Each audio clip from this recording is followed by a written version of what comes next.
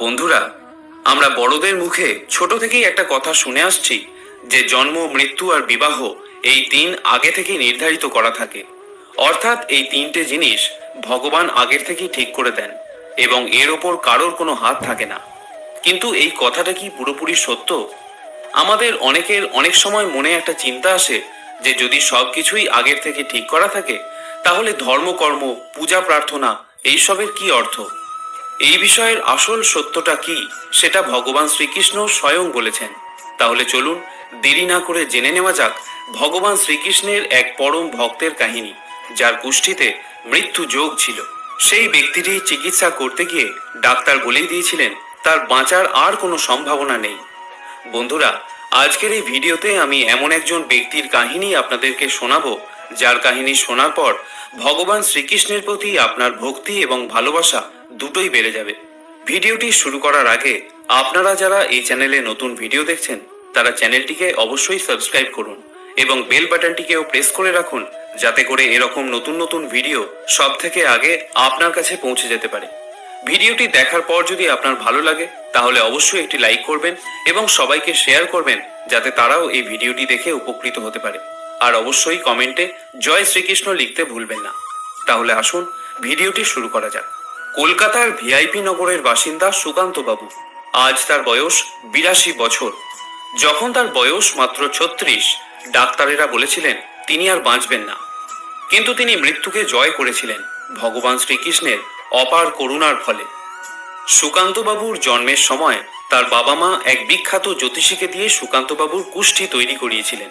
জ্যোতিষী সেই কুষ্ঠি তৈরি করার পর সুকান্ত বাবুর মা বাবাকে জানান যে 34 থেকে 38 বছরের মধ্যে সুকান্ত বাবুর জীবনে মৃত্যুর বিপদ ঘনিয়ে আসছে, যা কাটিয়ে ওঠা প্রায় অসম্ভব হয়ে উঠবে।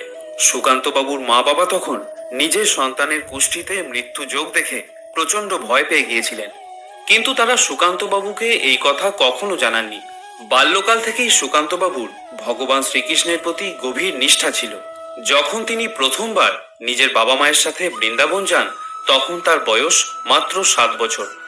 বৃন্দাবনে তার পরিবার এক সিদ্ধ সাধকের দর্শন লাভ করেন, যিনি তাদের বলেছিলেন অনেক পুণ্য কর্মের কারণে একটি আত্মা মানবজনিতে জন্মগ্রহণ করতে পারে।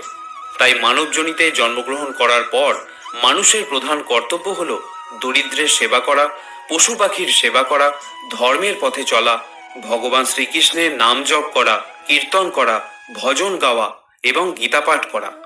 এইরকম সৎকর্ম ও ভগবান শ্রীকৃষ্ণের আরাধনার মাধ্যমে মানবজনি থেকে সম্পূর্ণ মোক্ষ লাভ করা যায়। অর্থাৎ মৃত্যুর পর এই জন্ম মৃত্যুর বন্ধন থেকে চিরকালের জন্য মুক্তি পাওয়া যায়। এই কথাগুলি বালক সুকান্তের হৃদয়ে গভীরভাবে রেখাপাত করেছিল। বৃন্দাবন থেকে ফেরার পর তিনি নিয়মিত ঠাকুর ঘরে বসে মায়ের সাথে ভগবান শ্রীকৃষ্ণের পূজা করতেন। তার বাবা মাকে গীতা পাঠ করে শোনাতেন আর তিনি নিয়মিত ভগবান শ্রীকৃষ্ণের নাম জপ করতেন। ধীরে ধীরে তিনি বয়স বেড়ে ওঠার সাথে সাথে নিজেই গীতা পাঠ করা শুরু করেন। মন্দিরে যাওয়া, পূজা দেওয়া, ভগবান শ্রীকৃষ্ণের ভজন কীর্তন করা, ভিক্ষুকদের অন্ন দান করা তার দৈনন্দিন জীবনের প্রধান কর্তব্য হয়ে উঠল। ছোট থেকেই সুকান্তবাবু অত্যন্ত মেধাবী ছাত্র ছিলেন। মাত্র 27 বছর বয়সে সুকান্তবাবু প্রথম চেষ্টাতেই ইন্ডিয়ান ডিফেন্স অ্যাকাউন্ট ডিপার্টমেন্টে একটি চাকরি পেয়ে গেলেন। ছেলের এত বড় চাকরি পাওয়ার সংবাদ যখন তার বাবা মা পেলেন, তাদের আর বুঝতে বাকি রইল না যে ভগবান শ্রীকৃষ্ণের আশীর্বাদে তাদের ছেলে এত বড় একটি চাকরি পেয়েছে। এত বড় দায়িত্ব পাওয়া সত্ত্বেও সুকান্তবাবু রোজ সকালে স্নান করে শুদ্ধ পোশাক পরিধান করে নিয়মিত মন্দিরে যেতেন, দরিদ্র সেবা করতেন এবং প্রতিদিন অফিসে নিজের দায়িত্ব পালন করার আগে গীতা পাঠ করা তার নিত্য নৈমিত্তিক কাজ ছিল। ভগবান শ্রীকৃষ্ণের প্রতি এমন ভক্তি দেখে তার সহকর্মীরা সবাই বিস্ময়ে হতবাক হয়ে যেতেন। বছরে একবার ছুটি নিয়ে তিনি মা বাবার সঙ্গে অবশ্যই বৃন্দাবন যেতেন। সেখানে ভগবান শ্রীকৃষ্ণের পূজা দিতেন, ভজন কীর্তন শুনতেন এবং সেই সিদ্ধ সাধকের সঙ্গে দেখা করে তার মুখে ভগবান শ্রীকৃষ্ণের লীলা কাহিনী শুনতেন। এত বড় চাকরি পাওয়া সত্ত্বেও তিনি জীবনে কখনো লোভ করেননি, কখনো অহংকার করেননি। যখন তার 32 বছর বয়স হলো তখন তিনি নিয়মিত মন্দিরে গিয়ে ঠাকুর ঘরের পুজো দেওয়া শুরু করলেন। তার মা বাবা তখন একটু বয়স হয়ে গিয়েছে, তাই তিনি তাদের গীতা পাঠ করে শোনাতেন। কিছুদিন পর সুকান্তবাবু বিবাহ বন্ধনে আবদ্ধ হলেন। তিনি এক কৃষ্ণভক্ত নারীকে বিবাহ করেছিলেন। এভাবেই সুখে শান্তিতে তার দিন কেটে যাচ্ছিল। 4 বছর এভাবে কাটানোর পর একদিন মধ্যরাত্রে তিনি খুব অসুস্থ বোধ করতে লাগলেন। তার অসুস্থতা যখন খুব বেড়ে গেল, তখন তার মা বাবা এবং স্ত্রী কিছুই বুঝে উঠতে পারছিলেন না। তখন সুকান্তবাবুর মা বাবার হঠাৎ মনে পড়ল সেই কুষ্ঠিতে লেখা ভয়ঙ্কর মৃত্যু যোগের কথা। তাই তারা প্রথমে প্রচন্ড ভয় পেয়ে গেলেন এবং ভগবান শ্রীকৃষ্ণের নাম জপ করতে শুরু করলেন। ভগবানের নাম জপ করা মাত্রই তাদের দুশ্চিন্তা কেটে গেল এবং মাথায় একটা বুদ্ধি এলো। তখন সুকান্তবাবুর বাবা নিকটবর্তী এক বেসরকারি হাসপাতালে ফোন করে অ্যাম্বুলেন্স ডেকে পাঠালেন। যখন অ্যাম্বুলেন্স এলো, তখন সুকান্তবাবুকে সেই হাসপাতালে নিয়ে যাওয়া হলো। তার শারীরিক অবস্থা খুবই খারাপ ছিল, তাই অ্যাম্বুলেন্স হাসপাতালে পৌঁছানো মাত্রই তাকে আইসিইউতে ভর্তি করে নেওয়া হলো। সুকান্তবাবুর তখন প্রচন্ড শ্বাসকষ্ট হচ্ছে, আর তার মা বাবা এবং স্ত্রী অত্যন্ত ভেঙে পড়েছেন। তারা শ্রীকৃষ্ণের একটি মূর্তির সামনে দাঁড়িয়ে অঝরে কাঁদতে লাগলেন। সুকান্তবাবুর চিকিৎসার দায়িত্ব পড়ল ডক্টর আহুজা নামক এক বিখ্যাত ডাক্তারের ওপর। তিনি তৎকালীন সময়ের সব থেকে বড় ডাক্তার ছিলেন। যাই হোক, সেই রাত কাটার পর ডাক্তার পরের দিন তাদের জানালেন যে তাদের ছেলের অবস্থা খুব একটা ভালো নয়। তার হার্টে কিছু একটা গভীর সমস্যা দেখা গিয়েছে, তাই তার সমস্ত টেস্ট না হওয়া পর্যন্ত এবং শারীরিক উন্নতি না হওয়া পর্যন্ত আইসিইউতেই রাখা হবে। ডাক্তারবাবুর এই কথা শোনার পর সুকান্তবাবুর পরিবার অত্যন্ত ভয়ভীত হয়ে পড়লেন, কিন্তু তাদের আস্থা ছিল ভগবান শ্রীকৃষ্ণের প্রতি। তার মা নিয়মিত ভিজিটিং আওয়ারে ছেলের সঙ্গে দেখা করতেন এবং তার সামনে দাঁড়িয়ে কিছুক্ষণ তাকে ভগবত গীতা পাঠ করে শোনাতেন। এইভাবে 7 দিন অতিক্রান্ত হওয়ার পর সুকান্তবাবুর শারীরিক অবস্থা আরও খারাপ হয়ে পড়ল। তখন ডাক্তারবাবুরা তাকে ভেন্টিলেশনে রাখার পরামর্শ দিলেন। সমস্ত টেস্ট এবং সবকিছু করার পর ডাক্তারবাবু সুকান্তবাবুর পরিবারকে জানালেন যে তার হাতে আর কিছুই নেই, এখন সবকিছু ভগবানের উপরই নির্ভর করছে। কিন্তু অবিশ্বাস্যভাবে ডাক্তারের মুখে এই কথা শোনার পরও সুকান্তবাবুর মা বাবা এবং স্ত্রী বিচলিত হলেন না, কারণ তাদের অটুট বিশ্বাস ছিল ভগবান শ্রীকৃষ্ণের ওপর। তারা প্রতিদিন ভোরবেলা উঠে স্নান করে শুদ্ধ কাপড়ে মন্দিরে যেতেন এবং ভগবান শ্রীকৃষ্ণের পূজা দিয়ে ভগবানের সামনে বসে সুকান্তবাবুর জন্য প্রার্থনা করতেন। সুকান্তবাবু অত্যন্ত ভালো স্বভাবের মানুষ ছিলেন, তাই প্রতিবেশীরাও তার জন্য প্রার্থনা করতেন। তার বাবা মা এবং স্ত্রী দীর্ঘক্ষণ শ্রীকৃষ্ণের দিকে তাকিয়ে বসে থাকতেন।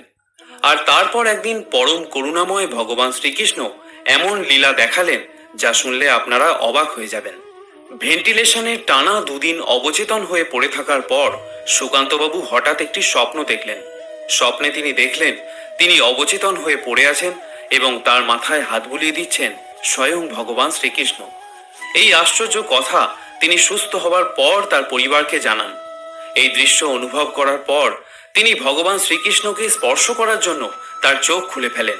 এই চোখ খোলা দৃশ্য দেখে উপস্থিত নার্স দ্রুত ডাক্তারকে খবর দিল। ডাক্তার এসে সুকান্তবাবুকে দেখে খুবই অবাক হলেন, কারণ সুকান্তবাবুর সেই অবস্থায় চেতনা ফিরে পাবার কোনো সম্ভাবনাই ছিল না। ডাক্তাররা দেখেন সুকান্তবাবু সচেতন অবস্থায় নিজের চারপাশে কিছু একটা দেখার চেষ্টা করছেন। সঙ্গে সঙ্গে তার পরীক্ষা করা হলো এবং সমস্ত কিছু টেস্ট করে জানা গেল যে সুকান্তবাবুর শরীর আগের থেকে অনেকটাই সুস্থ আছে। ডাক্তারবাবুরা এই ঘটনাটিকে মিরাকেল বলে সম্বোধন করলেও সুকান্তবাবুর মা বাবা এবং স্ত্রী বুঝেছিলেন এই সব কিছুই সম্ভব হয়েছে ভগবান শ্রীকৃষ্ণের আশীর্বাদে। এই ঘটনার 4 দিন পর সুকান্তবাবু কিছুটা সুস্থ হয়ে ডাক্তারবাবুকে এবং নিজের মা বাবাকে এই বিস্ময়কর ঘটনা খুলে বললেন এবং সেই ঘটনা শুনে ডাক্তারবাবুও অবাক হয়ে বসে রইলেন, কারণ ডাক্তারবাবু জীবনেও এই ঘটনা সম্পূর্ণ নতুন এবং আনন্দদায়ক, যাকে তিনি মিরাকেল বলে সম্বোধন করেছিলেন। 1 সপ্তাহ পর সুকান্তবাবু সম্পূর্ণ সুস্থ হয়ে বাড়ি ফিরে এলেন। তার কুষ্ঠের মৃত্যুযোগকে তিনি এইভাবে এড়িয়ে যেতে সক্ষম হয়েছিলেন। সুকান্তবাবুর মা বাবা পরলোক গমন করলেও তিনি আজও জীবিত আছেন এবং তার স্ত্রীর সাথে এই 82 বছর বয়সেও ভিআইপি নগরের বাড়িতে অত্যন্ত আনন্দের সঙ্গে জীবন কাটাচ্ছেন।